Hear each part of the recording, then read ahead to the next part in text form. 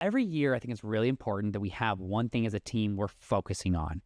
And what is that? And as I kind of peeled back the layers, I'm like, well, I'm a big sports person. I love sports. You know, if you know sports or you know football, you have tons of plays, hundreds or thousands of plays. And then a game plan is a series of plays put in a certain order to go against, to accomplish a goal, right? Winning a game. And I realized, like, okay, here's what these are. These are game plans. And we define a game plan is these are our fun combinations of education, rituals, and behaviors aimed to help our team grow. And so this was like okay,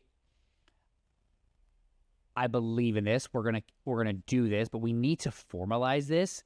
And in the last year, your team, learning and development, as that team got built out, and I handed over fundamental excellence, what came about it was courses of like mastery of like, hey, here's how you learn, here's how you develop communication skills, professionalism, vision. And what I realized as I was doing this work, I'm like, oh, before we didn't have a team where I could be like, cool, make a whole lesson plan or a game plan of NASA. Like I'm doing this shit on the fly. Now I'm like, we have a whole team. Let's formalize this so that as something comes up, we actually hand it to a team to make it come to life. And so the game plan is like how do we help our team grow in a really tangible way? Welcome to the Culture Goodr podcast, a behind-the-shades look at creating and changing culture inside of Goodr sunglasses. What's up, listeners? Welcome to the Culture Goodr podcast. This series, we're talking about our brand directive. So if you haven't, go back and listen to episode 85. But our brand directive is made up of 4 articles. It is our ethos, that's aspirational, that's why we exist. Our playbook, actionable, that's how we behave. Our anchors, foundational, that's what we need to do to succeed. And sunglasses, tangible, that's what we make. Today, we are talking about Article 2, the playbook. This is actionable and how we behave. Shaun, how you doing today? Excellent. Good to see you, Stephen. Yeah, it's great to be here. Stoked to jump. Yeah, totally. Stoked to jump into this. It was really fun to talk about ethos and the spirit of the brand. But I think what, I always talk about why, how, what. And the playbook is really a lot of the how, right? The actionable stuff. How we behave, how we turn things from that sort of aspirational thing into something actual, yeah? Yeah, I think that, any number of quips I could say is, ideas are cheap, execution's everything, should is a banned word, done is better than perfect. But yeah, I think what has set our culture apart is our ability to take the fun, fluffy stuff like ethos and fun and authenticity and make fucking behaviors out of it is why we get to do this as much as we do. Yeah, absolutely. I know it's rare when someone has a clear answer to, like, if I say, Stephen, what does culture mean to you? Well, we define culture as the shared behaviors, rituals, game plans, and anchors of our team. Yeah. So that's really something, right? Yeah. And if you like, I could go and define behaviors. That is the way our team acts on the daily. Rituals, the practices we regularly practice together. Game plans, this is the fun yet tactical lesson plans that we use to help our teams grow.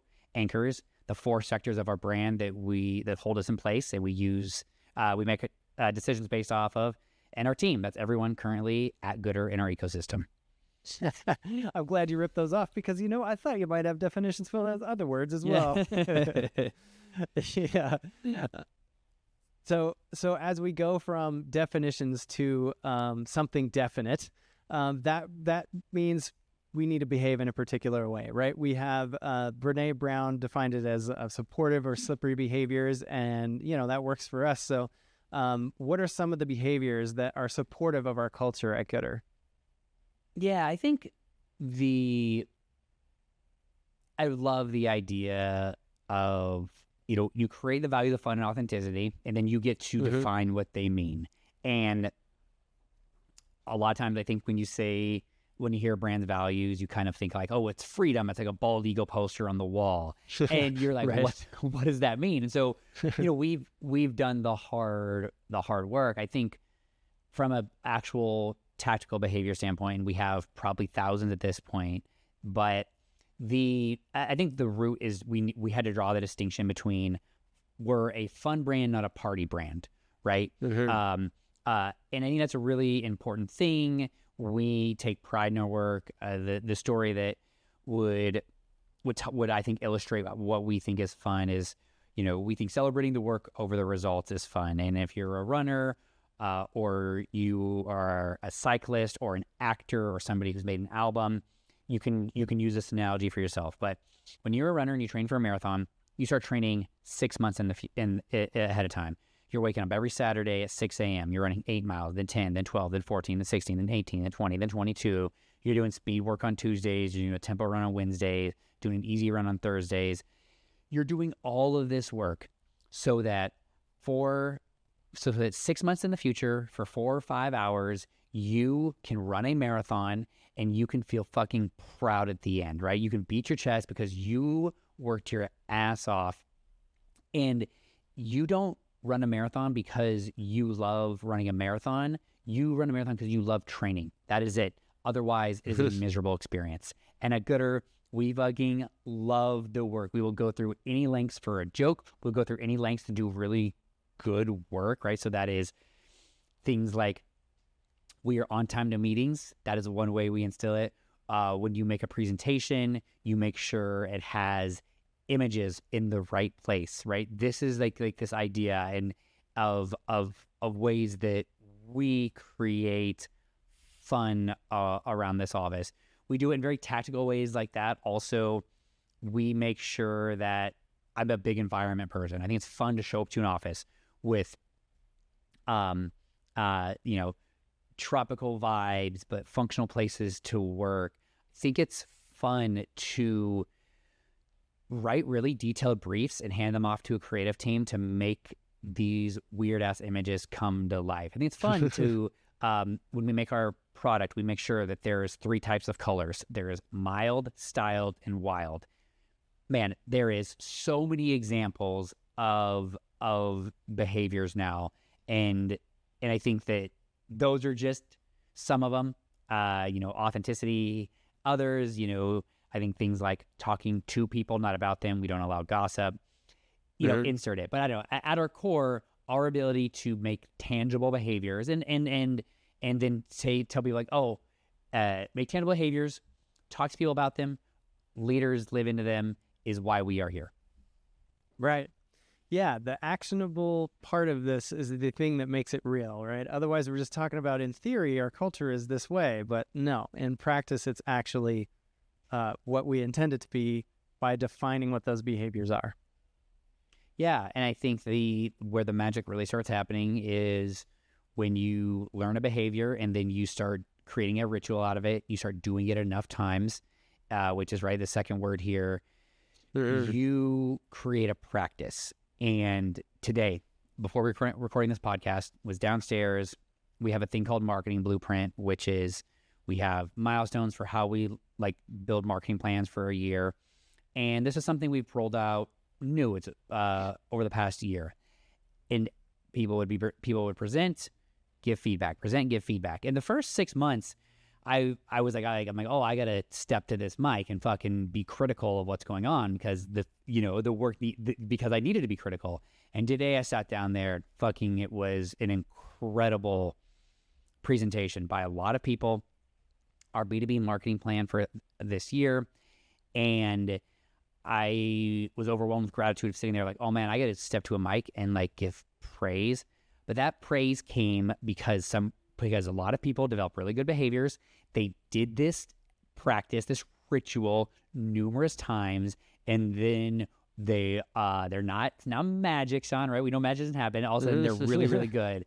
And that right there is the other thing. Man, your ability to create a practice or a ritual is how you really get great at something.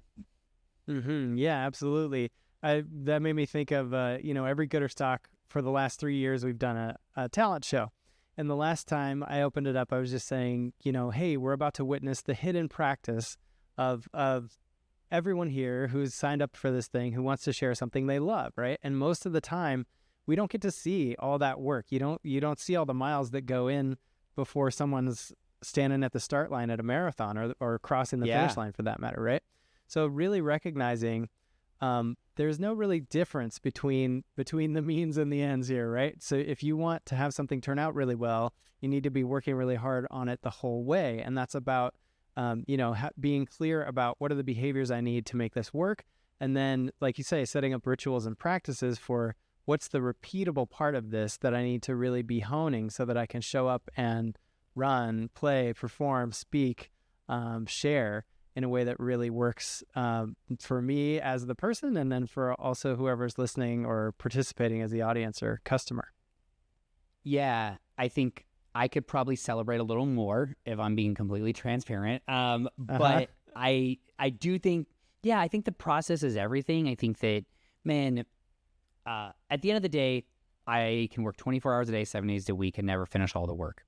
And so that's very, very true. You need to set boundaries. That's really important. But you better love the work because it never goes away. And what you just said in there was something I was talking about very, very recently is you're training for a marathon, you get that race day. That's a really cool thing to work towards. Because I think also you need to ebb and flow. You can't just redline the entire time. I think that the Flamingo Awards is a really, we create certain things here, whether it's Gold Stars, Flamingo Award. We do create moments for people to kind of create a practice and work towards. And so I guess for our listeners out there, it is important. Working is processes, everything, rituals, practices, and you need to. It's all ebb and flow. You can't run full speed all the time.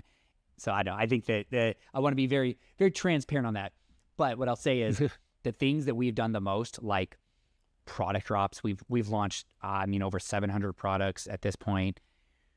You realize, like, oh man, it is like flossing your teeth or, typing. Man, you just forget how to do some of these things. We just forget we know how to do, which is part of the reason the whole brand directive came to be. Of like, oh, we kind of just forgot how important product and marketing is. And so this is also a refocus of our ability to bring, this whole brand directive is to bring these things back around of like, we've gotten so good at certain things, we've just forgotten that they're core anchors of our brand. Right, exactly. Well, in the definition of culture, shared behaviors, rituals, game plans, anchors of our team, shared in there is really important, right? When you speak to shared rituals, like what are some of the key shared rituals we have as a company? Yeah, right. I mean, for product, it's launching products. That's there is a giant, like the next actions to make that happen. For every product launch, we have to create content for it. There's put it on the website, social media. So like all of those things are in fact their own ritual. We have a thing called Marketing Blueprint, which the meeting I was talking about that I experienced today is part of that, of making marketing plans for seasons. We have TWC, which is our staff meeting, which we do 24 times a year. AMP, which is our review system, our performance review system we do every trimester now.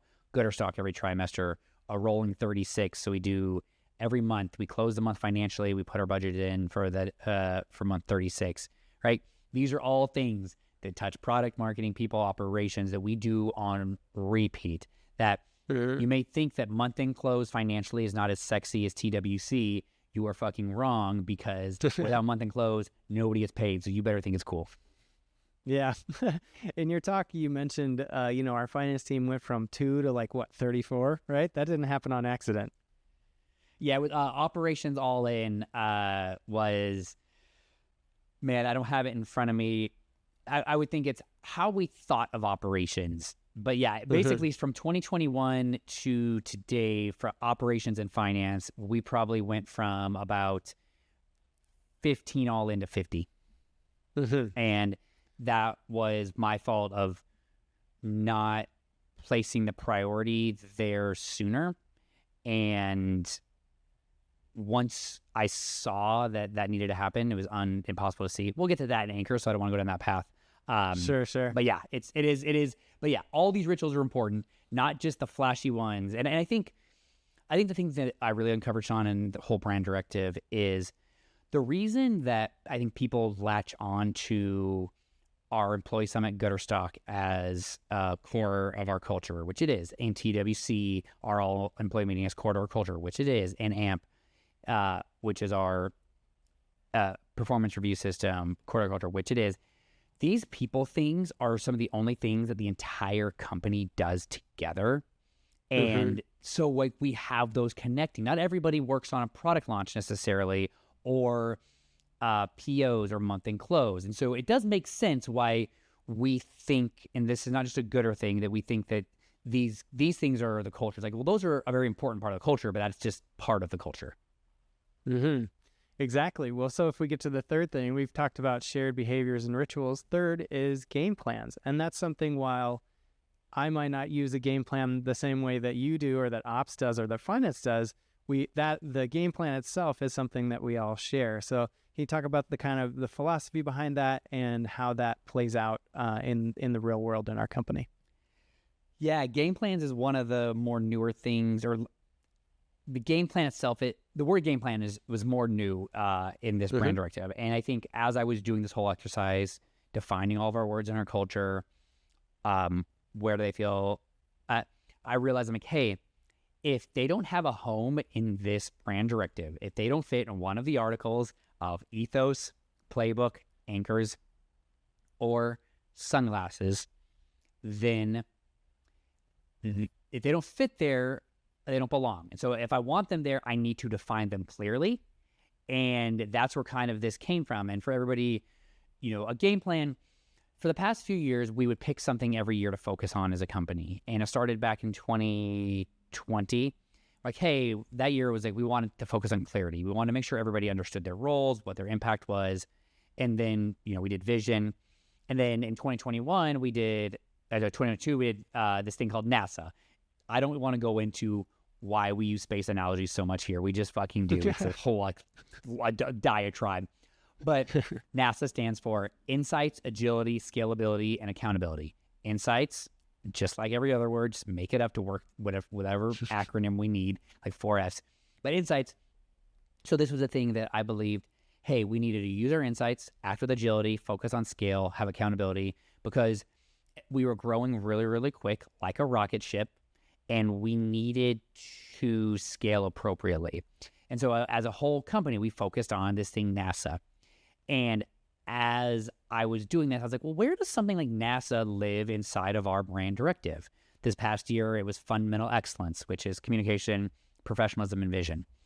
And that came about because I felt like we had gotten far away from kind of our core. And I realized, I'm like, well, every year I think it's really important that we have one thing as a team we're focusing on. And what is that? And as I kind of peeled back the layers, I'm like, well, I'm a big sports person. I love sports. If you know sports or you know football, you have tons of plays, hundreds or thousands of plays. And then a game plan is a series of plays put in a certain order to go against, to accomplish a goal, right? Winning a game. And I realized, like, okay, here's what these are. These are game plans. And we define a game plan is these are our fun combinations of education, rituals, and behaviors aimed to help our team grow. And so this was like okay, I believe in this. We're gonna do this, but we need to formalize this. And in the last year, your team, learning and development, as that team got built out, and I handed over fundamental excellence, what came about it was courses of like mastery of like, hey, here's how you learn, here's how you develop communication skills, professionalism, vision. And what I realized as I was doing this work, I'm like, oh, before we didn't have a team where I could be like, cool, make a whole lesson plan or a game plan of NASA. Like I'm doing this shit on the fly. Now I'm like, we have a whole team. Let's formalize this so that as something comes up, we actually hand it to a team to make it come to life. And so the game plan is like how do we help our team grow in a really tangible way? Yeah, and what I love about that is that not only does everyone who was here for it, whenever it was rolled out, understand it, but that gives us real clarity on what does it mean to be onboarded at goodr. You have to learn, what are these shared behaviors, what are these rituals, what are the game plans, what does that mean? Because while everyone has a different role, we can't possibly onboard them into all their particular roles, but what we can do really well is onboard them to understand these game plans so that they can apply them to their roles. Yeah, exactly. And I think one of the things that I was really going for with this whole brand directive is creating certain vernacular that we all can use together and understand. That itself is just a huge win. So it's like, what is this thing called? NASA of fundamental excellence, or now you can just make up, oh, that is a game plan. And so as soon as somebody knows a game plan, they understand, oh, that's education, rituals, and behaviors. It's going to help me learn a skill. And that alone, you at that moment, I have basically created a world where now I can just make up anything. But seriously, like that's the beauty, is people now understand what a game plan is here. Yeah, absolutely.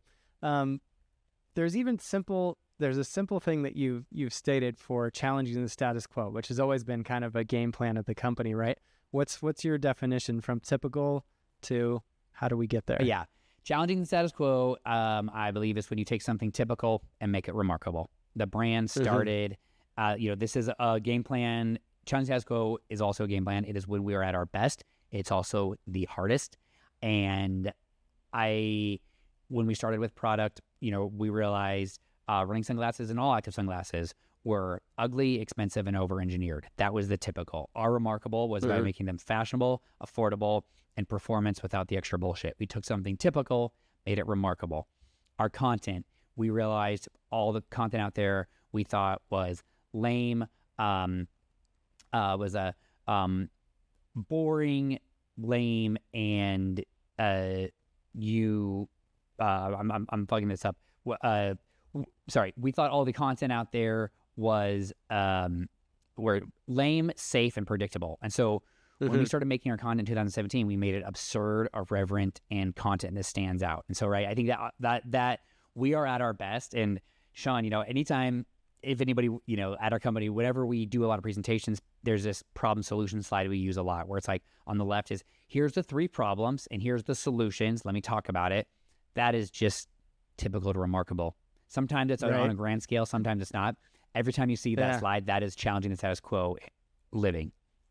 Yeah, absolutely. And what I love about all of these game plans, fundamental excellence, NASA, challenging the status quo, they have the key that helps you to unlock what it's offering, right? So understanding, all right, I want to challenge the status quo here.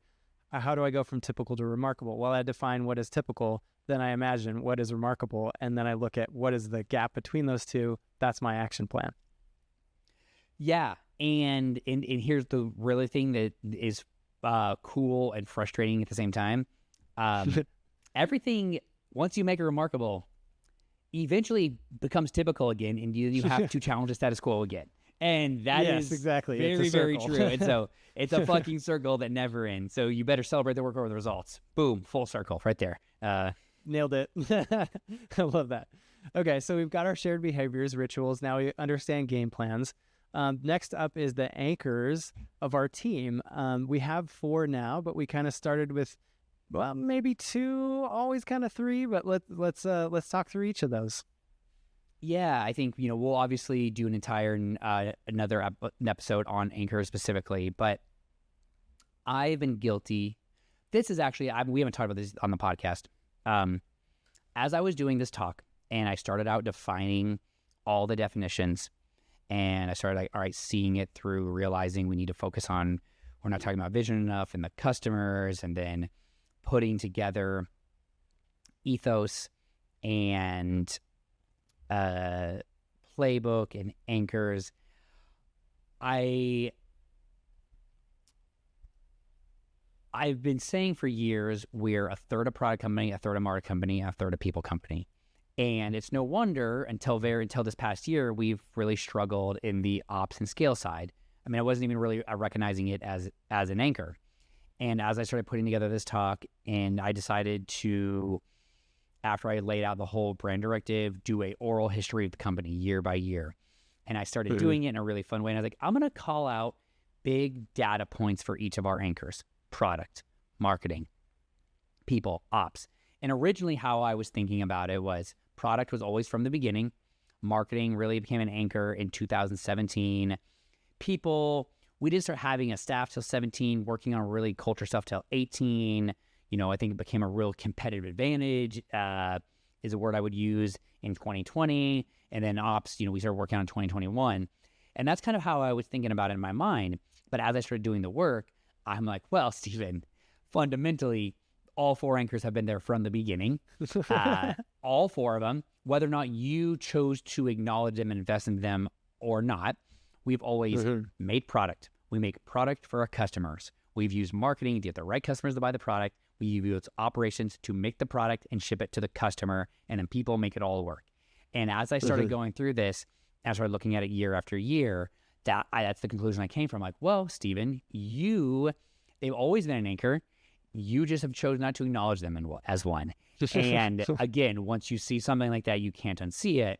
And this thing happened during my presentation where I had to take a hard left turn halfway through. And I kind of did the talk that way of like, oh, and here's what I learned. And moving forward, I'm not going to talk about year over year. Once I got through 2019, I'm going to talk about the 4 anchors, because this is why we led to this problem. And so I think out of the entire talk, the most important thing, other than the packaging of it, but like the most important thing is like the vision of the customer. The second, hands down, is the idea of anchors. It is like people understanding that we have 4 distinct anchors of our business. Legs that hold us in place is so critically important. And it's something that I hilariously didn't like fundamentally recognize so very recently. Yeah, I mean, I love that, because, you know, there was a minute there where you're like, oh, these are our anchors, these 3, and then we're working on making ops that. But what you just said is like, well, okay, ops has always been a fundamental anchor of the company. It's just, where were we investing the most attention, effort, and energy, right? And that also tells you, as you look at this kind of map of the anchors of the company, you can see where the health is, or where the attention needs to go, right? Just kind of based on that, like, okay, how do we balance this all out to make sure that the organization as a whole is really healthy and balanced? Yeah, and if you looked at our hiring, really heavy marketing right for the very beginning, then really heavy in like the people, and then ops was the last. But the gift that I've given myself is admitting when I'm wrong, and making the goal, getting it right over being right. And so when that happens, you're like, oh man, that is a giant mistake. And this is a giant mistake. Also, probably would have done it again to a certain degree, because when you first start a company, you got to make the product number 1, and then you realize, oh shit, I got to sell all this product. And that just becomes your focus until you're stable. And so, right. You know, so it is what it is. Exactly. Well, that's the blessing and curse of this giant game of whack-a-mole that's growing a successful business, right? When you're selling things out of your apartment, you're just like thrilled that you can sell anything at all, right? You're not thinking about every single aspect of quality control and all the other things that come when you start to grow and scale the way that we have.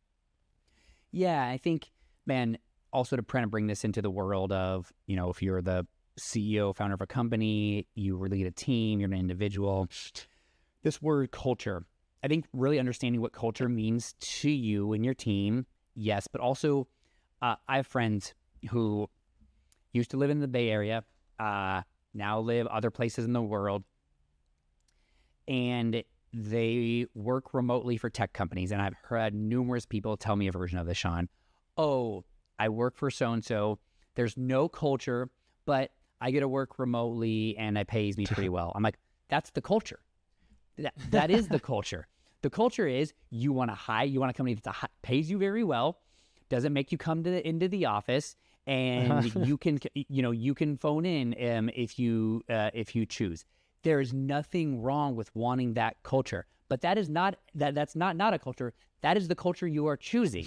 And so, right.